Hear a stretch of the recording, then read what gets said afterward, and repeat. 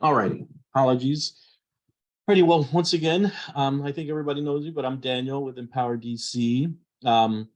As many of you have heard, the Housing Authority is planning on changing and or updating, they'll say, several of their guiding housing policies, their administrative plan, as well as the ACOP plan, which, if I'm not mistaken, stands for the Admissions and Continued Occupancy Plan, as well as their moving to work plan. That one was somewhat a little separate. That had comments for that were due much earlier in the month. Comments for these plans were just the deadline for comments was this past the end of the month, the 31st. So we wanted to make sure to gather as many folks as possible to talk through some of these changes, the concerns, why we're concerned, possible outcomes, repercussions of these changes. So we're going to go through a presentation. Please be mindful that this is a huge document, several hundred, if not thousands of pages. So what we'll do is we'll discuss some of the highlights, some of the things we feel are really important for folks to know. We'll also share the comments that we submitted with folks who attend, just so you have it and can delve a little deeper into it, because it is quite a bit. The other goal that we have from this meeting is that hopefully folks will sign up to testify at the upcoming Board of Commissioners meeting, so we can give testimony. Well, I can't control what you say, but obviously if you hear something you don't like this afternoon, you should say that to the Board of Directors who are new, who may not know necessarily what's happening. This is a big change that hasn't happened in a good little bit. So I think it's good to inform the board as well. They'll be voting on it to actually accept the changes on this upcoming Board of Commissioners meeting. With that said, let me just give some ground rules. If everybody would stay on mute if possible. If you have a question, we are a small group right now. If you want to raise your hand as we're moving through it, we have built in some time for questions and answers though, so there'll definitely be some time for that. And then some time for us to just brainstorm some themes that we can all adapt to our own concerns and testimony for the Board of Commissioners. Actually, I have this little thing to share here. I've got the link to register. We'll drop that. There's a couple of things coming up. We'll get into that. Actually, the Housing Authority is having some meeting tomorrow to discuss what's happening with these changes, the Board of Commissioners meeting, and then some general outreach that we want to do as these change to have to inform the public at large. So would love some help from some of the resident leaders. With that said, maybe we can turn it over to Amanda, who's going to lead us through some of the highlights. Once again, this is because of time and just because of how dense these materials are. These are summarized. We can certainly, if you have any questions, feel free to follow up with me and I can try to get the answers to your questions as much as possible. But why don't we go ahead and start with this piece. I am going to give Amanda co-host ability so we can start. Would you like me to run the slides or are you okay?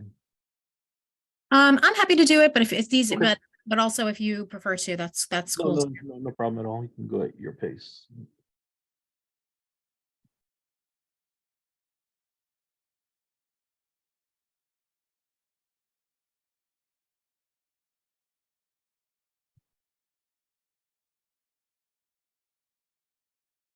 All right.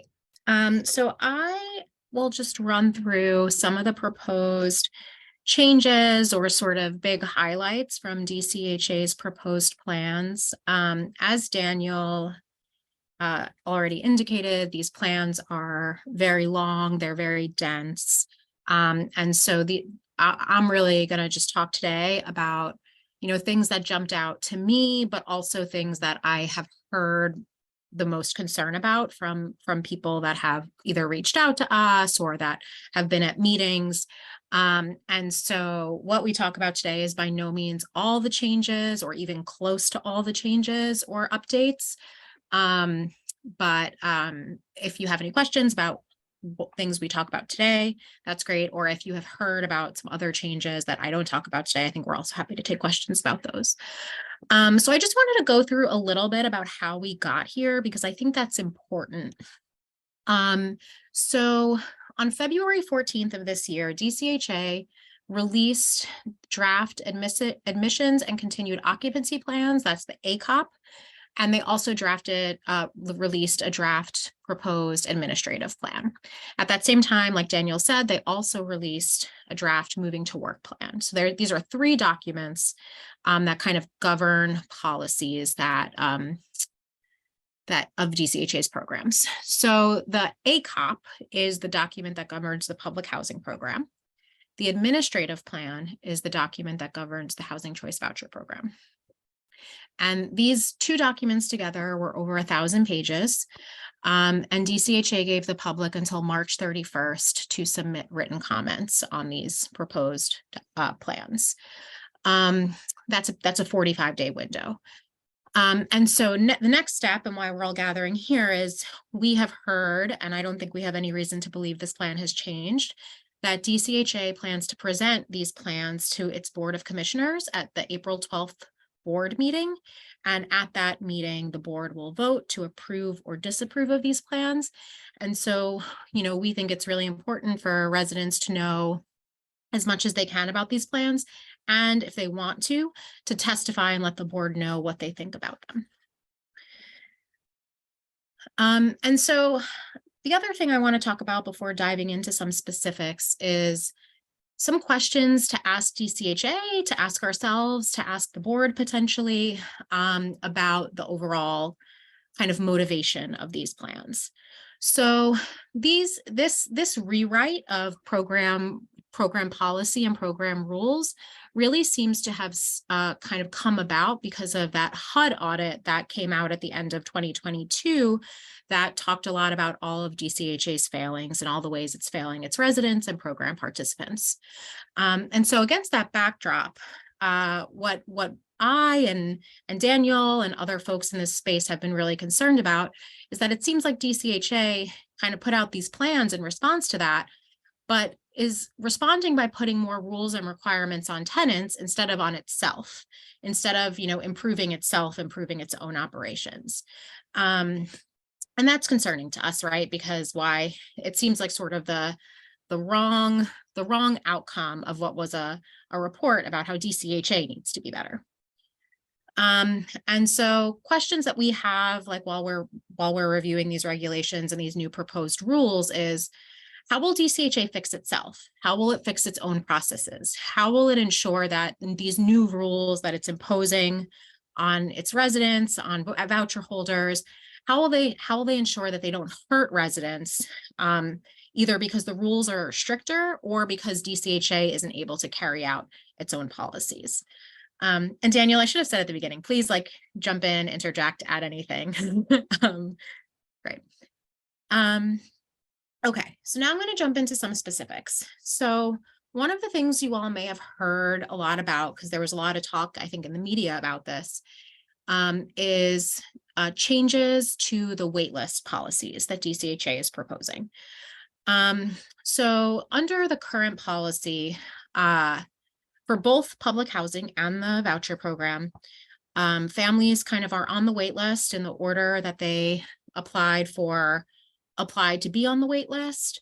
There are some preference categories, people who get preference above other folks. The preference people talk about most is the homeless preference.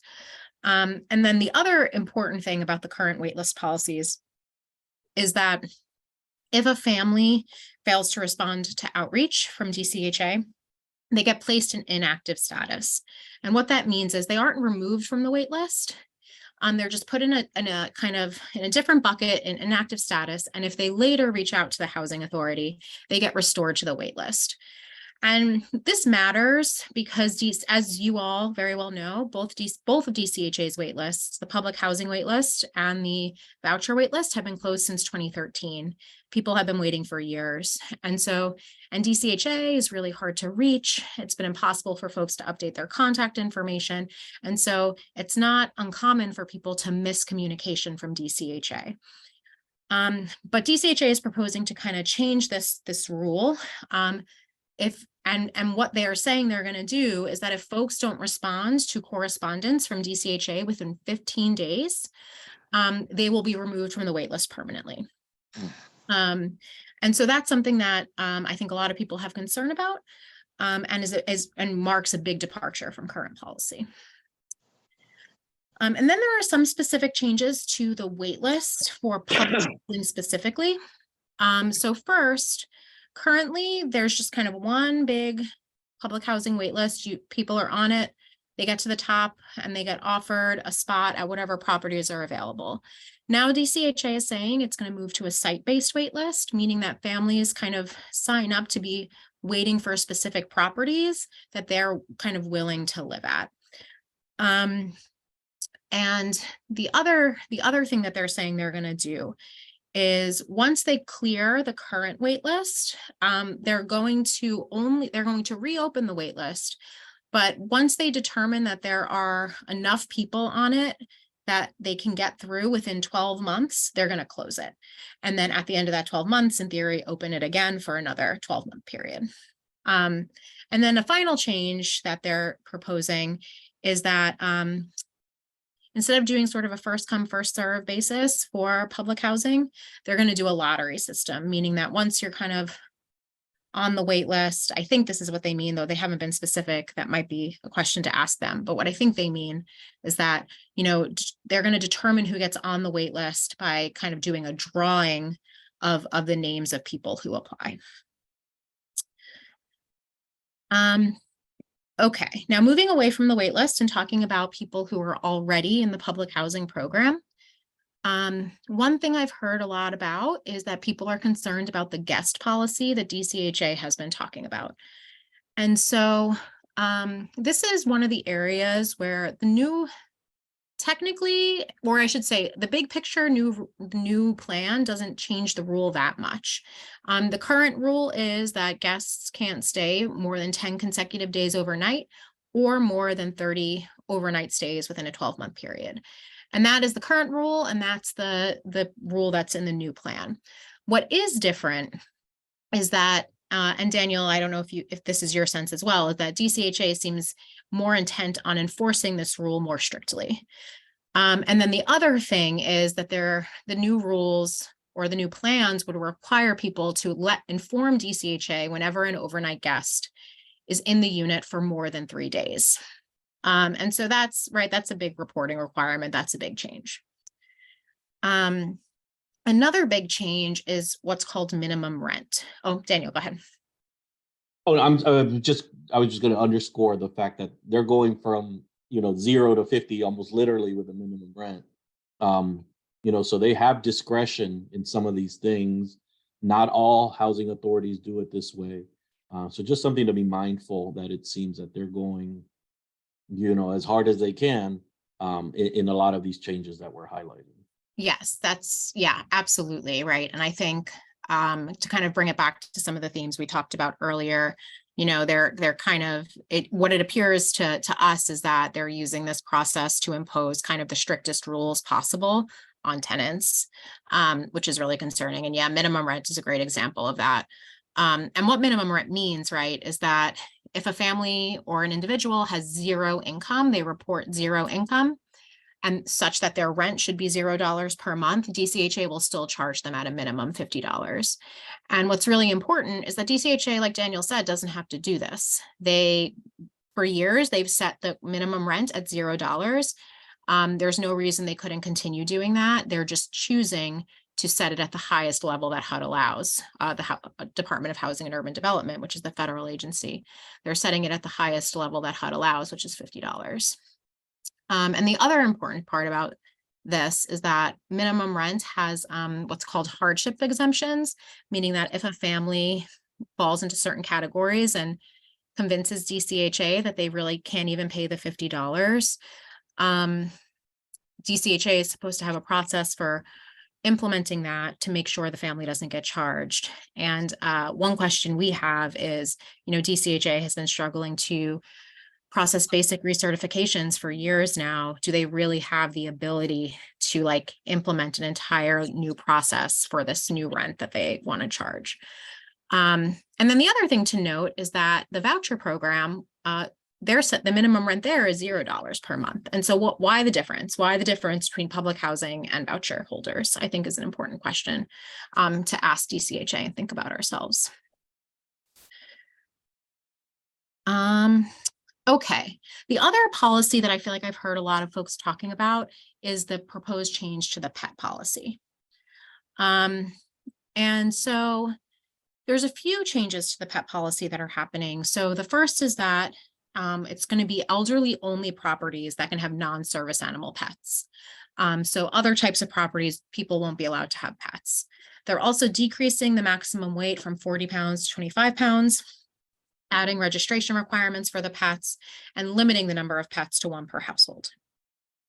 Important note for this is that existing families with pets will be grandfathered in as long as the pet has been registered with DCHA and the government or a licensed vet. So, for folks in public housing, it's possible, as long as, you meet those requirements of registration with DCHA and the government for your animal, that you won't be impacted by this change, but future residents will.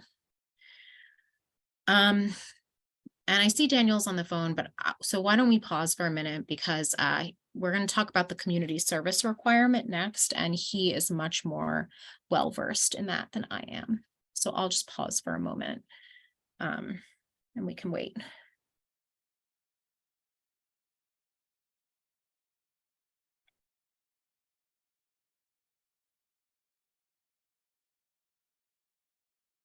Daniel, do you want to talk about the community service a little bit? Yeah, yes. So the community service is something that, unfortunately, it appears after doing some research, is mandatory. It's something that the Housing Authority, the DC Housing Authority, has not followed up on or mandated for a long time. But essentially, public housing residents would have to serve 96 hours of community service a year. There are exemptions, many exemptions, elderly, disabled, if you have a full-time job, if you receive SNAP benefits, if I'm not mistaken. The problem with all of this is that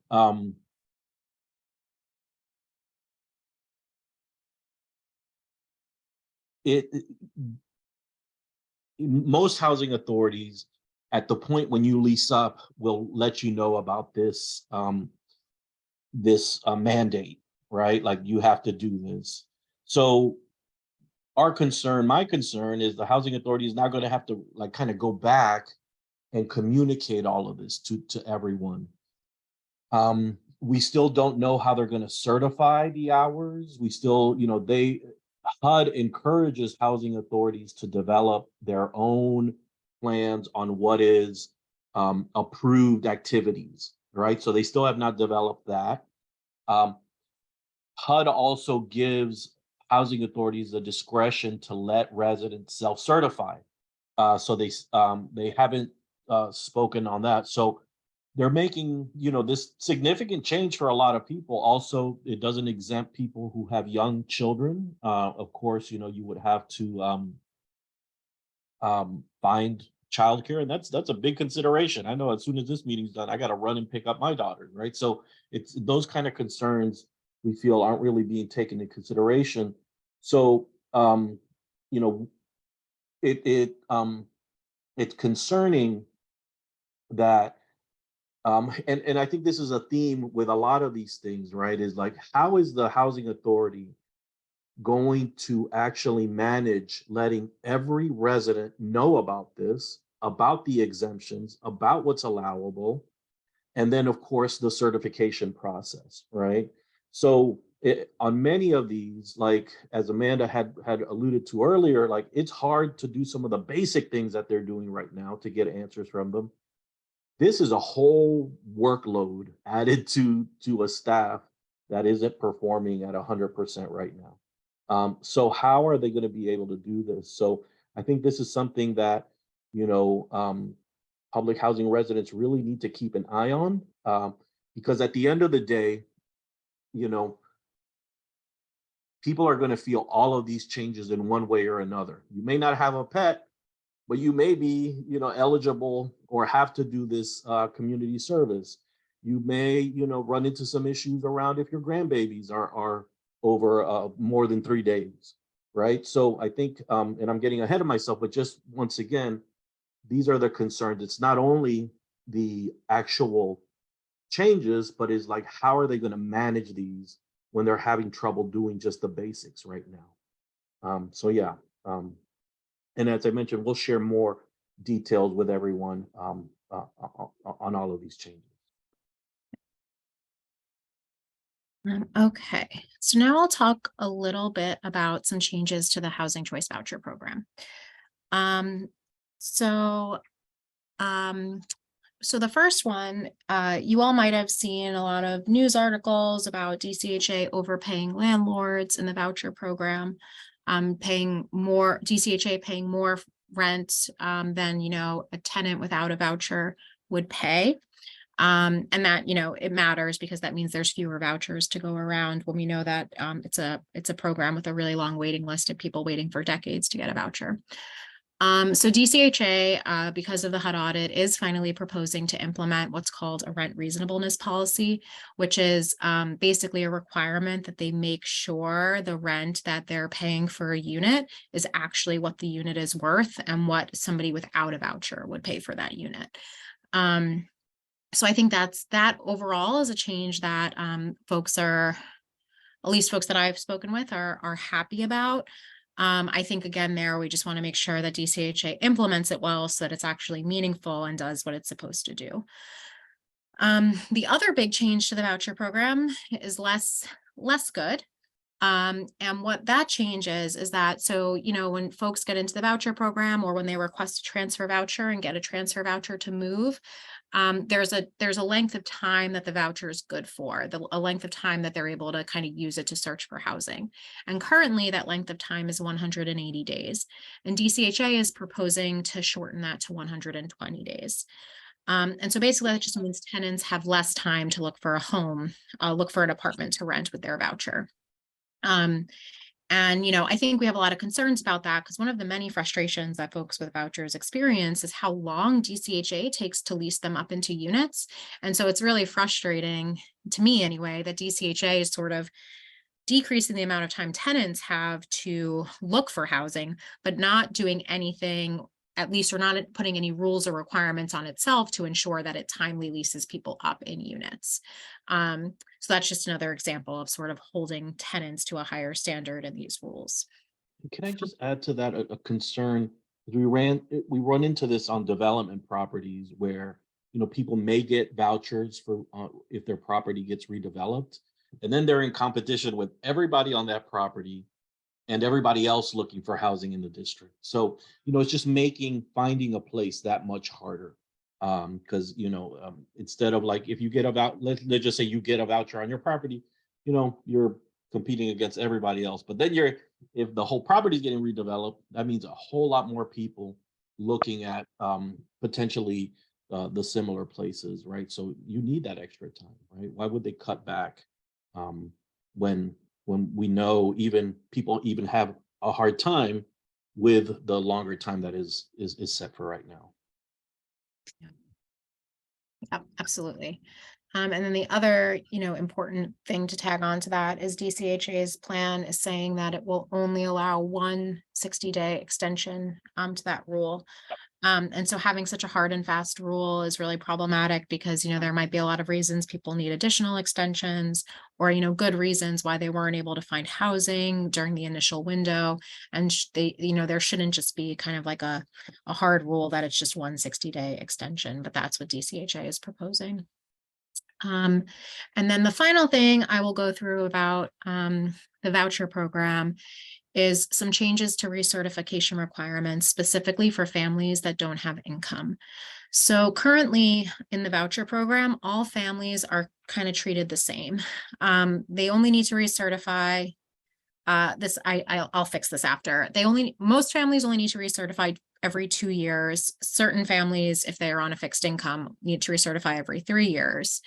And then all families don't have to report income increases in between those annual recertifications. But now DCHA is proposing to change that rule only for families that report zero income.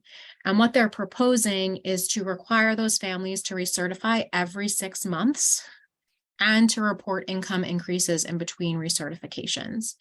And so, in addition to, it being, in my opinion, unacceptable to treat certain families different than others, this kind of comes back to the questions that Daniel and I have been talking about this whole time, which is like DCHA in our experience, and I'm sure in a lot of you all's experience, can barely process the recertifications that it's required to process now in a timely manner. And so to add to that recertification requirements every 6 months for families that don't have income, it's just not clear to us that DCHA kind of has the capacity or ability to do that. And so that's really concerning to us. So I think, Daniel, that is all I have. So I will stop sharing my screen. Okay. I'm not sure, and I apologize because I was sending links and answering some emails from folks. If we covered this, but I think another big one is an addition of language that says if you, let me get the exact language. If a household member has engaged in or threatened violent or abusive behavior or DCH personnel would be grounds for lease termination. So this is, for me, this is really problematic because, you may call me something and then that rolls off my back. You may call Amanda something and she gets really angry and just, wants to really go at you. That really puts a lot of power on DCHA personnel.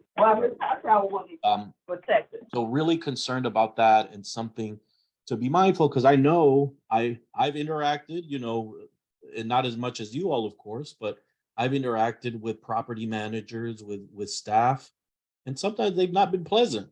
I've been threatened to be thrown off a property because I was flyering, and it got heated.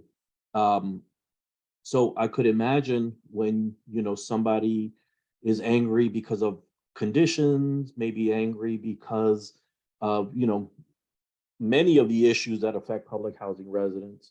Somebody could misconstrue it and say, well, I feel threatened. They're being violent. And then that opens you up for a lease violation and then a potential eviction.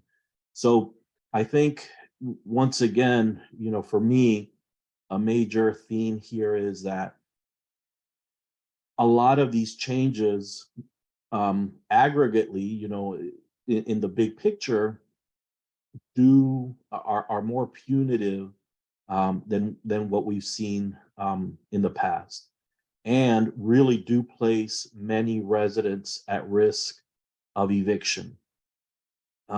So we want to make sure that, as Amanda said, right, like the HUD report really underscored how poorly the agency was working, but it could potentially now result in more pressure being put on the residents than on the housing authority itself. So I think we really want to be mindful of that.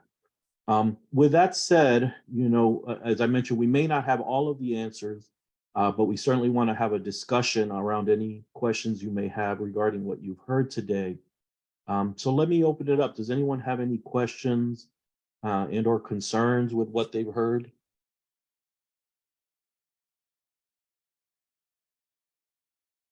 Additionally, if anybody, I know they were supposed to be coming to your properties. How has that experience been? I'd love to hear how, the presentations that the housing authority have done at the properties gone. Can I Karen, speak? please Yes. go right ahead. So at start of tours, it was very interesting. The person that came was Miss Rudd. And Miss Rudd, as best as she could, she engaged with the questions, but it felt very short to residents being able to ask to get productive answers. It's all maybe this, maybe that. She firmly talked about the HUD regulations that they had to, in the changes, which ones were HUD regulations that were in existence anyway. But what I like to really speak more to is in the best interest of residents. As an advocate, my focus is on what helps or is in the interest of residents as it relates to these changes. And to be honest with you, if we don't look at our housing authorities participation in Move to Work, the demonstration that started in 2000 in our housing authority, then we would be remiss and we would miss really the point. One of the main objectives to Move to Work and being able to participate in Move to Work is that one provision that HUD actually, I think we're probably supposed to enforce the most is that people's human rights would not be violated.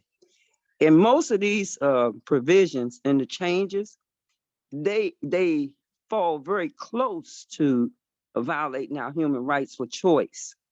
And I say that because it's curious that HUD is still allowing our housing authority to be involved with. Oh, Ms. Karen, I think you went on mute for some reason. Say that, excuse.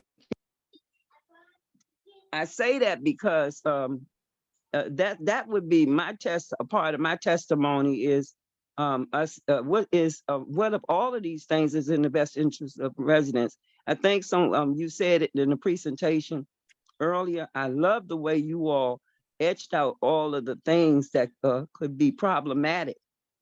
But the point is that I think about the marijuana law, where putting these laws in place real quickly, and then then we are trying to figure out how to enforce them. I think as a resident and as a citizen of the District of Columbia, we have a right to know what are the options, what are the downfalls or the plus or the minuses, and how do we benefit from these changes? We have a right to know that, or at least have some idea of how this would impact our family. All of them are a threat to us because of the change itself. Now, the enforcement part about volunteer hours would be so problematic, as well as the dog law, because it's so much, we talking about after, and I don't know if I want to say after, I'm still going to say pre-pandemic, because we're left with a lot of dilemmas that are not being addressed. And, everywhere from $50 per month for rent does not take into consideration how many people lost their jobs in the pandemic and how many have recovered from it. So that $50 becomes a very important thing. Not only that we could be charged with these new changes, but also how do we do a reporting on where do we get the $50 from, for example? I have more to say, but I'll leave room for someone else to speak. Thank you, Karen. No, I think she raises up some important issues. I think that is the central question. Are we going to benefit? Is our quality of life going to improve from these changes? Because, right now there's nothing indicating that, people have at least a decent quality of life. So these changes should actually be, improving those. So thank you, Karen, for lifting that up. Kenneth? Good afternoon, everyone. It's obvious that we've seen it play out. The way that the new board was brought in, even as far as the new ED. What bothers me the most is that it's almost as if it's a blinder, or as long as we change out, but no one's coming in to do anything better. They want to pick and choose and say what it is that they call us those people.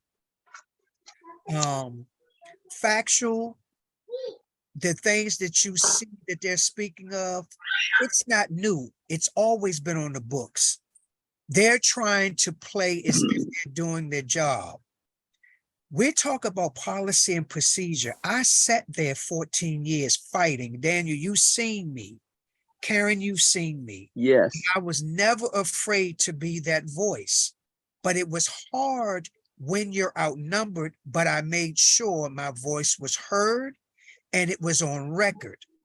Case in point, this pre-pandemic, and I feel we're not done with it. This is straight across the USA. Yep.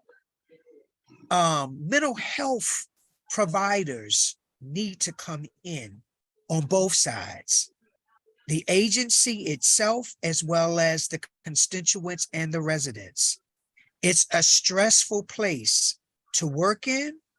It's a stressful place to be a part of, to live in. You have managers that care. You have managers that don't care. You have residents that care. You have some residents that don't care. It works on both sides. It's not to point a finger, but it's evenly balanced. But the win-win situation are the ones that's putting policy and procedure in place. And what I find that so rudely, for my rights to be taken away because I was a voted and elected person, for them to bring people in and didn't use the policy and procedure. Everyone that has come on the mayor's side has been dropped there. They didn't go through a confirmation. If you all pull up any confirmations of anyone, there are specific questions they ask you. Why do you want this job? Are you a landlord? What properties do you own or have owned? What agencies? What type of experience that you're coming in the room? That never happened with any of them. They are landlords, homeowners, property owners, as you all have seen it played out in the media. Vouchers is being used, even as far as this lottery. Why would you take someone and place them in a lottery that's been waiting over those 10 years plus to be housed? It's a human way that we do things. We're not going to see our loved ones out there in the cold or see them out there with no shelter, even to the point for them to sit there and say, to tell that we're putting things in place. How can you do transfers? Now, Daniel, you've seen it. Karen, you know it. We have factual residents that's living in deplorable conditions, where you got feces coming up through their bathrooms and their sinks. You got mushrooms growing out of their ceilings and coming through their baseboards. That has yet to be addressed. They don't want the public to know those type of things. And you're bullied if you say something, or you're told that we're going to get you off the property. It's a mechanism for them to do what it is that they want. But yet, none of the money is being spent on the residents, but the money's going in the pocket. Pay to play. Turn your head and allow us to get this done. And we'll pay you for you not saying anything. But you got residents that have been mentally beaten down, and this pandemic has not helped at all. It's made matters worse. Well, I thank you, Kenneth, and I think, a couple of points I'm drawing away from the points you made is, this whole, all of a sudden, this need to comply with HUD. We need to comply with what HUD is doing. As you mentioned, after years of, these have been on the books. A lot of these things have been on the books. They've just not been implemented. And now all of a sudden, they're going to get dropped on people's heads, like, here, you need to do this now. And of course, we're very concerned about their ability to do that and manage that long process. And then the other piece that I think is important that you touched on is this is also drawing away from some of the very real issues that the HUD report also brought up, is the conditions that people are living in, right? Like, we need to focus in on that as well. What is DCHA doing to fix those issues? So thank you for raising those up, because I think those are important. Does anybody else have any questions, concerns, anything they'd like to raise up? Daniel, if I I do. can, I'm sorry, Daniel, if I can, the money on both sides, the people that have been issued vouchers, that is a cost to them each time they do an application. They don't have those type of funds. That's right. Not to mention the accountability and the disconnect of the agencies, or should I say, which departments are supposed to stay connected. You have a manager or a social worker that's helping you get your place with your voucher. You find something, you got to pay that fee, but you go through it to lose it and says you don't qualify. So now you've lost your money and you got to find money again to be able to fill out another application. That is mental. That is stressful. Even as far as on the public housing side, if you got zero rent and you have no income, but they want you to start getting 50, and I'm going to call this person's name out, and I know we're being recorded. Noni Eth have literally said, that's not her problem or the housing's problem. It's the tenant's problem. They find money to do elsewhere. They want their $50. Yeah. No, thank you for that. Thank you for that. I think telephone number 590 had something to say. You want to unmute?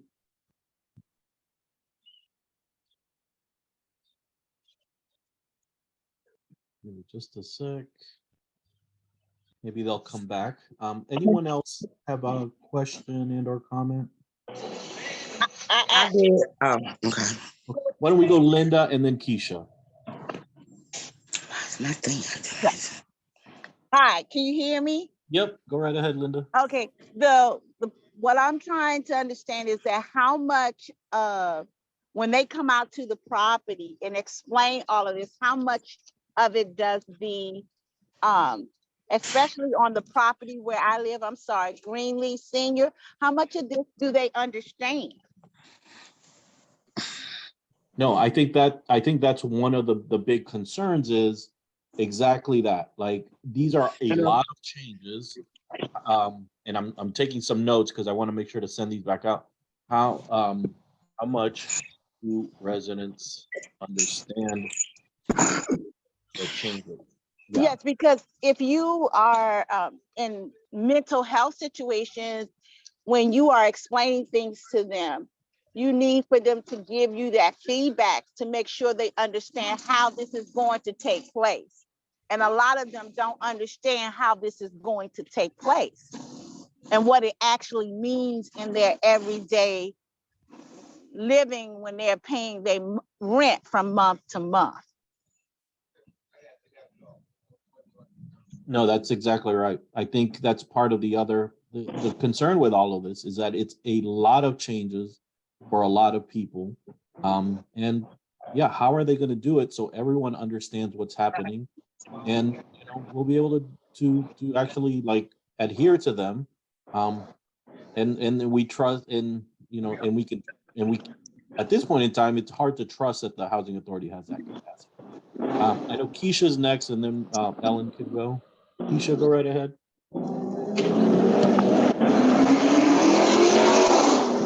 Okay. Hey, my question, I have a few, of course, but I'm gonna try to keep it. My question, because I came in a little late, that's why I was asking for the distinction between the voucher holders and the public housing. I'm a voucher holder. This is my thing. All these new policies seem to be leaning on the tenants, not the landlords. You know, nothing to pull them up, nothing to hold them accountable. I'm in my second property that I have to move from. And I'm disabled and a whole bunch of other stuff going on and sewage issues. You know, you have these dressed up slumlords, these dressed up properties that they only do like cosmetic work, and they're not, checking them out to make sure they're really livable, habitable at the bare minimum. And I'm so overwhelmed right now. I'm so just burnt out. I'm burnt out. Like the gentleman said, the woman in the job, I'm sorry to get your people's names. But guess what? Last summer, I was displaced because of sewage issues. I had to pay for 100% of those application fees that aren't cheap, for people not to respond, for people not to address. And you think you got a voucher, you think it'd be easy, but it's not. It's not. And I don't get any of that money back. You know, housing has not begun to address what did happen to me and my family. What happens, what is housing responsible for in all these changes? Like, seriously, you paint a picture of, residents that with no accountability or no desire to be, positive members of the community. When that's furthest from the truth, is a bunch of us that are, just going through life trying to do the best that we can. And this is an extra burden on us. You want people to be, you want people to get out and get jobs and get school and get educated and be productive citizens. But guess what? You can't do that if your house is unstable. Your housing is unstable. If your health is unstable because of your housing instability. If your mental health is unstable because of your mental, and I mean, what is DCHA going to do? I know this ain't the platform, y'all. I'm just burnt out.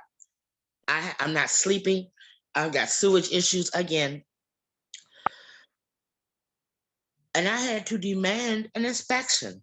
I had to threaten to get legal action, and I had to threaten to get the media for the second time. Daniel knows my story. I'm all but, the gentleman said he had to keep speaking, and I understand it, but you get tired. Excuse me. No, thank you, Keisha. And I think God bless you, that's why- Keisha. Tired. You get that's why it's tired. important You for don't us have no more to. fight after a while. Like, what are you supposed to do? It is Well, all this shit. They want to bear down on the people that are the most vulnerable. That are the most vulnerable. We got vouchers because we need these assistance for whatever, be it low income, be it disabilities, physical or mental, be it just low wage.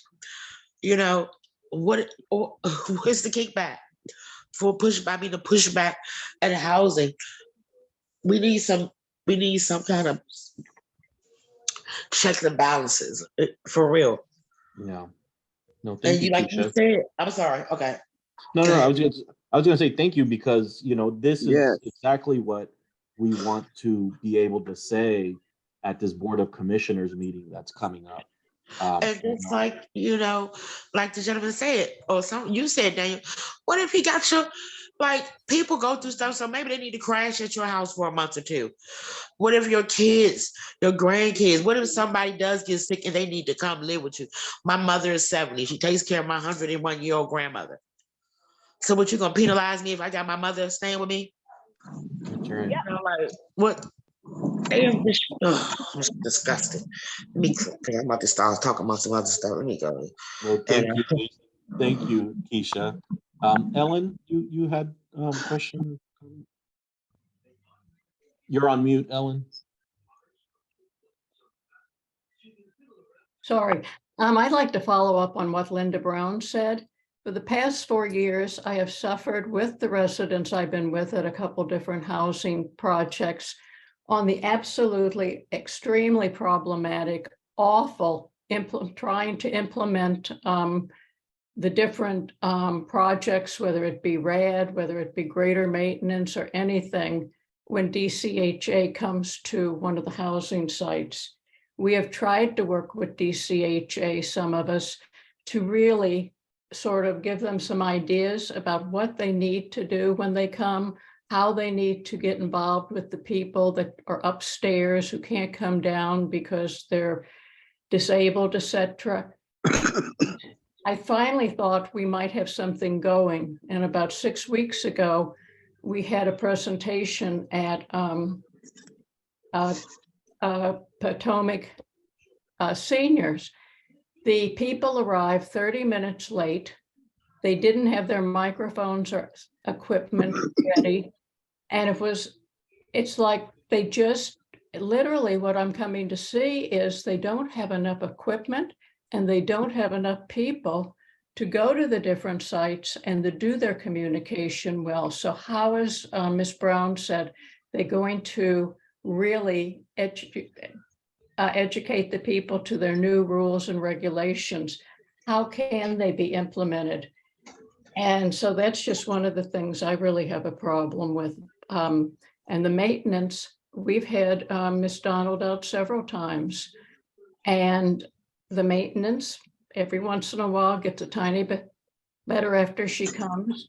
And then it just becomes very problematic. And even the whole process of the way you send in your maintenance request is a major problem for a lot of these people, especially the seniors, etc. So I'll be quiet now.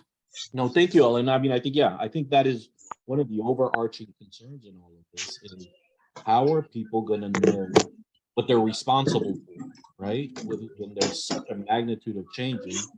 And then how do we know that they're going to be carried out fairly, right? We hear so many concerns from folks on some of the basic things, reporting of conditions issues, requests for transfers, those kind of basic things that the housing authority should be doing or should have processes for, which they don't. So thank you for underscoring that. I would really like to challenge them to come up with a list of employees they have hired since Donald's been in who can meet the needs. How many have they actually hired? How have they increased their productivity towards the residents? I don't really see it. That's right. Well, I think this may be a good pivot for us, unless there's any other questions, for us to discuss briefly. Does anyone plan? So next Wednesday, the 12th, is the Board of Commissioners meeting. As we understand it, they've told us on several occasions that they'll be presenting this plan to their board then, that they'll be voting on approval for it. So we think it's a good opportunity for, at the very least, for us to, educate the board on some of these concerns, and also to the broader public, but then to also push back and say, we're concerned about these host of changes you're all going to implement. Can I ask who is available and who is interested in attending? Does anyone plan on so I know I'll be giving some testimony. I think I registered when you just sent me the link. Yeah. Oh, you just registered? Okay. Yeah. Good. Keisha? Yeah. Anyone else plan on? I'll register, but I just looked at their agenda and it's not on there. I don't know if that means anything. The commissioner's agenda is on the website at the moment. Okay, good. Thank you. We'll follow up and make sure what's happening. And it's not on it yet. It's Berry Farm and a couple things. That may be the I will older be one. attending, Daniel. Yeah, that may be the older one. No, I don't think so, but I could be wrong. You're right. That's what they usually do. Yeah, because they usually post it like the Friday before the week. Okay, my week mistake of. then. Yeah, no problem. We'll keep an eye on it and we'll make sure to communicate if we don't see it. Daniel. Yes. This is Karen. I intend to be there, but I intend to be there in the prospects of asking for it to be tabled. I think that we need to take this opportunity to speak in one voice on having it tabled so that we can give it more time for, several people said it, for people to understand what those changes are, as well as to be able to really intelligently respond to those changes in the best benefit of residents. That's my biggest interest. What is it? What is it benefiting to the residents? Okay, now hold on just one sec, Karen, because I want to, I think that's really good, but first I just want to make sure we get everybody who's going to go either registered, I just provided the link. If you'd like for me to register you, please just let me know and I can do that. Yes, I want you to register. I think, Okay. I want So mine I'll registered. register Karen. Anyone else on here would like to be registered? Ms. Towns, we've already registered you. Daniel, this is Linda. Register me, please. Okay, Linda will do. Christine, or phone number 590. Hi, Daniel, I'm here. No, you don't have to register me. I'm going to be on the meeting, but you don't have to register me. I don't want to speak. Okay, no problem. Just asking. Yeah, sure. No problem at all. Thank you. Misha, how about you? I know sometimes it's hard for you, your schedule. I'm going to Good speak. afternoon, everyone. I'm I going to will speak. be listening and I won't be able to attend. You won't be able to attend? Okay. I won't be able to attend, but I'll be listening in. Wonderful, no problem. Okay. Well, so if it's okay with folks, I've got some folks to register and some of us. What I think I'd like to do is a couple of things. I think one is share. So Amanda and a couple of other folks led a really great effort to make comments on this plan. And, they made it really difficult. This is, if I'm not mistaken, the last time this happened, they provided what they call a red line, which is what's happening, what's on the books now and what they propose to change. This year, that didn't happen. So they really had to dig deep into the document to see, what was changing, and of course, under a short timeline. With that said, they were able to accomplish it. It's a great document listing some very, really well-informed concerns on these changes. So we can share that with you. It's quite a bit to go through, but we can certainly share that with you. I will type up some of the notes of the themes that we've heard this afternoon and send them out to you. And then, of course, get people registered. Does that sound okay as a couple of next steps with folks?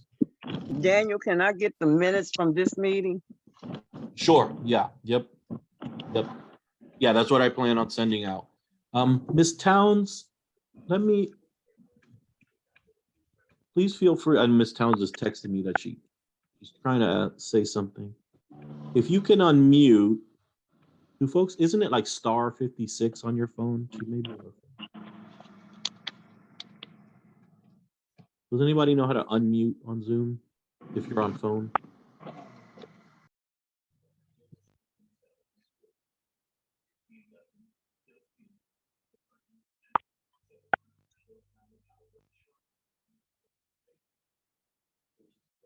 Oh, *6. If you hit star, oh, there you, Ms. Towns, go right ahead. This is Ms. Childs. Go right ahead. I wanted to talk on two topics. Number one, the ready to work for DC Housing Authority.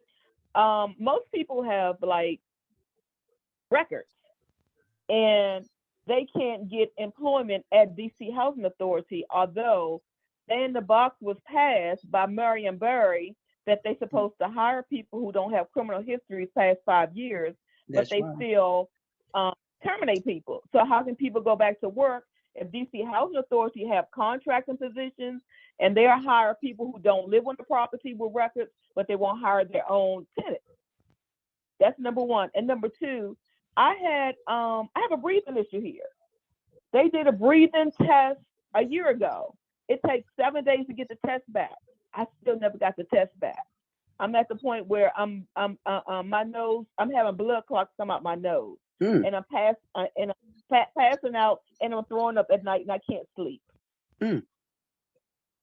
My doctors already wrote letters. Washington Hospital Center wrote letters a year ago. There's Yeah. nothing else for me to do but to. No, and I believe this is Miss Childs. I think I may have gotten confused. Yep. Miss Childs, Miss Miss Childs, Childs. thank you. Yeah. Are you planning on participating on next Wednesday? Would you like to be registered? Because I think it'd be, Yes, please register me. Okay. I will. And now, Miss Towns, did you want to say something?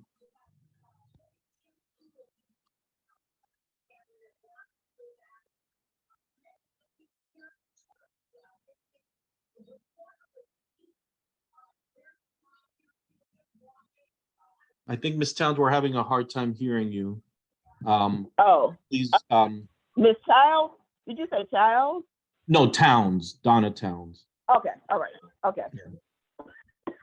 Okay, well, let me actually also let folks know about another thing that's happening tomorrow. Another meeting that I just saw on the Housing Authority's website is it appears that tomorrow they're having an education symposium.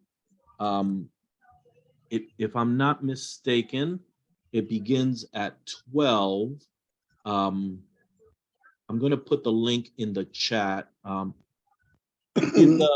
this link, they provide, you can copy that and go to it.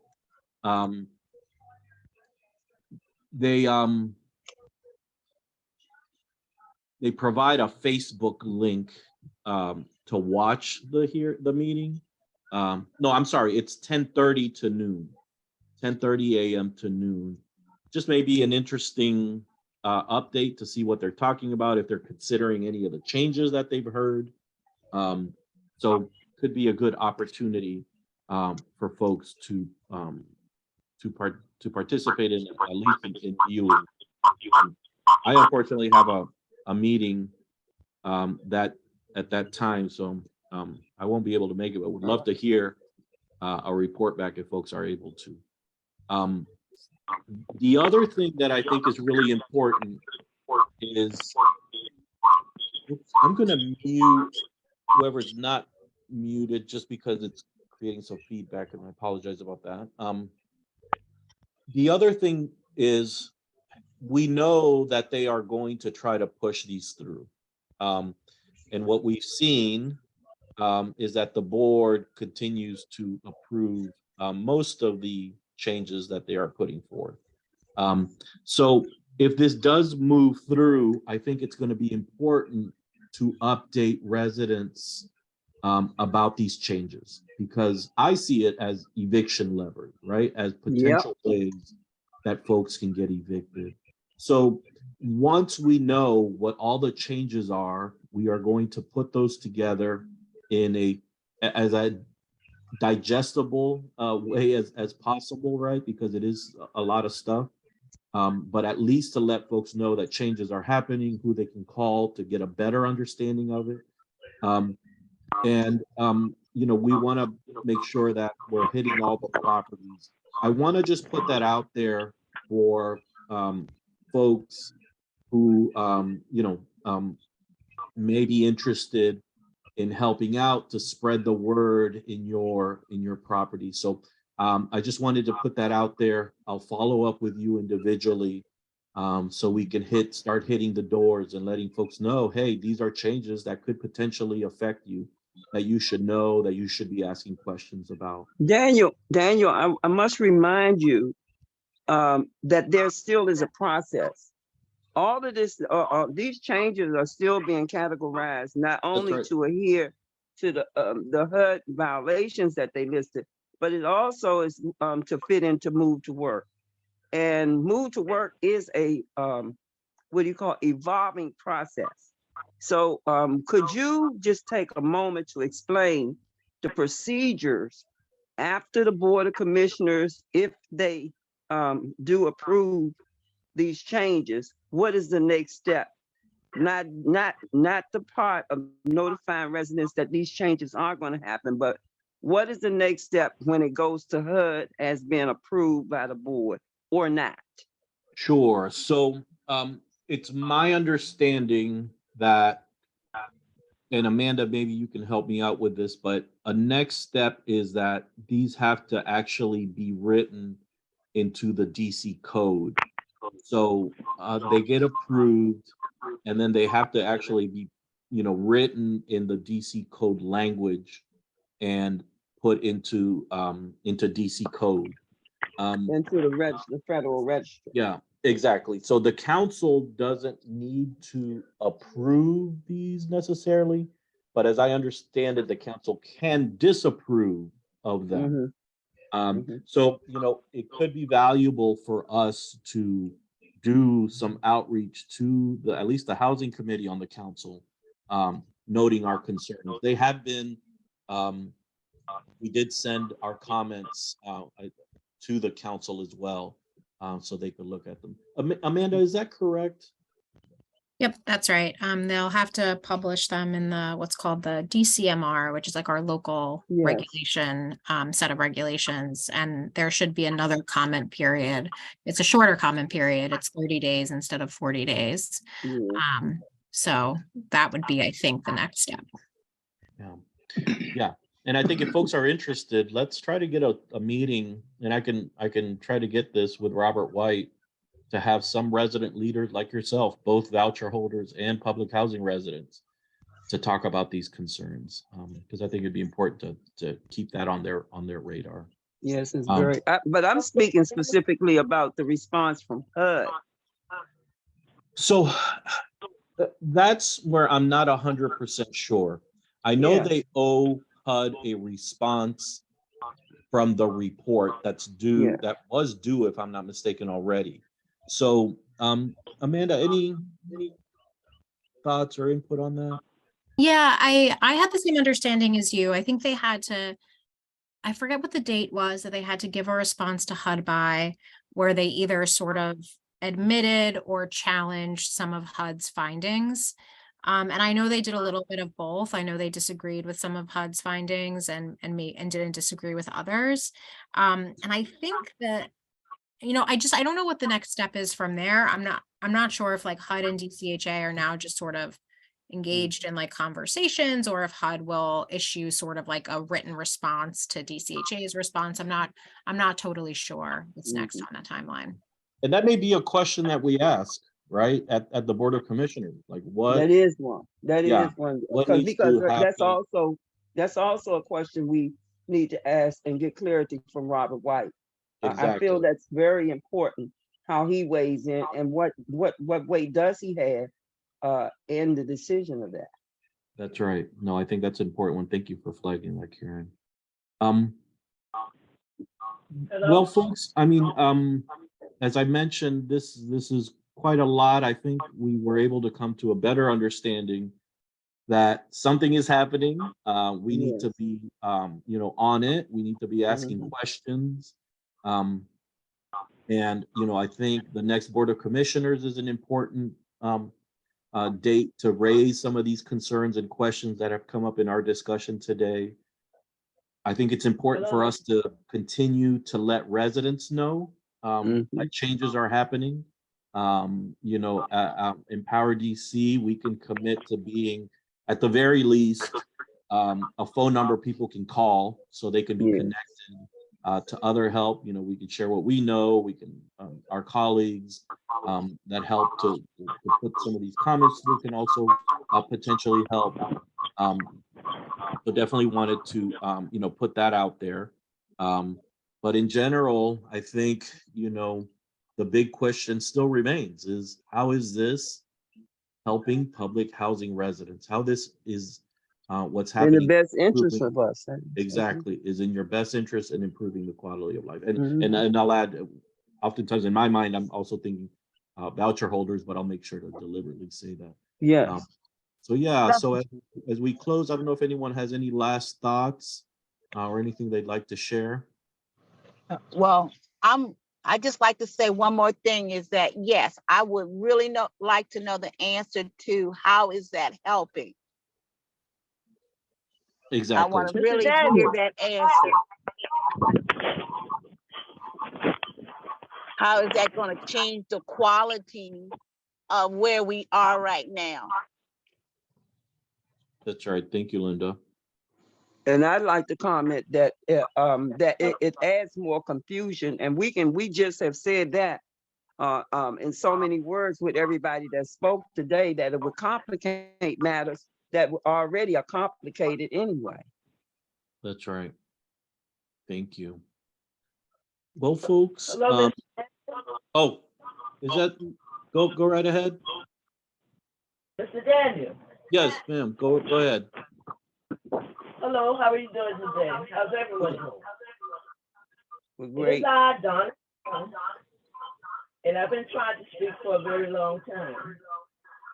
And what I like to say is, I've gone through a lot with the AOC. I've tried to submit my stuff to them, but they're not going forward with what they need to do. And now they're charging me extra rent. They're charging me rent and that's not even providing me interim change report or rent change, everything. And also, I want to speak about on the next meeting, I want to be better prepared, but I was unlawfully evicted and my rent was paid. And DCHA does not want to recognize the inaction of their employees. The employees did not follow Section 6B 1800. Ms. Towns? Ms. After Towns? the and basic obligation. So I just want to need a legal assistance. So that when I speak next week, I'll be better prepared. No, thank you. And I'm sorry, I want to apologize because it was just kind of hard to hear you because there's an echo. But yeah, no, certainly. You have been registered for the Board of Commissioners. So I think we'll have a good representation on next Wednesday. So definitely looking forward to that day. As we close out, I want to thank Amanda and Legal Aid for their help this afternoon in helping us to get a better understanding of the changes. So let's all give a round of applause. Thank to you, Amanda. And say Amanda. thank We you. really appreciate you. Oh, no, thank you all. And thank you to Daniel. This would not have happened without him and without all of you. Thank Yes. you. Wonderful. So let's, let's stay in contact. I'll be sending out some notes. Amanda, is it okay if we share the presentation? I know you sent an updated one. Yep, I just made one change to it to fix the correction I noted while we were talking, but yeah. Okay. absolutely. Wonderful. So we'll send Thank you, that out. Daniel. And Well, thank Eddie. you. And some of the notes that we Give me took some today. fresh ice water, please. And if anybody has anything else they need to talk about, up until the Board of Commissioners, I'll put I think most of you got my number, but just in case, here it is. You know how to reach me or email me.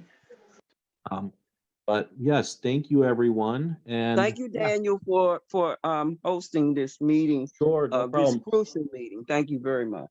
And it will be recorded. This was recorded. I will post it on our YouTube page. So if you got a neighbor, a cousin, a friend who you think would benefit from seeing it, please feel free to share the link.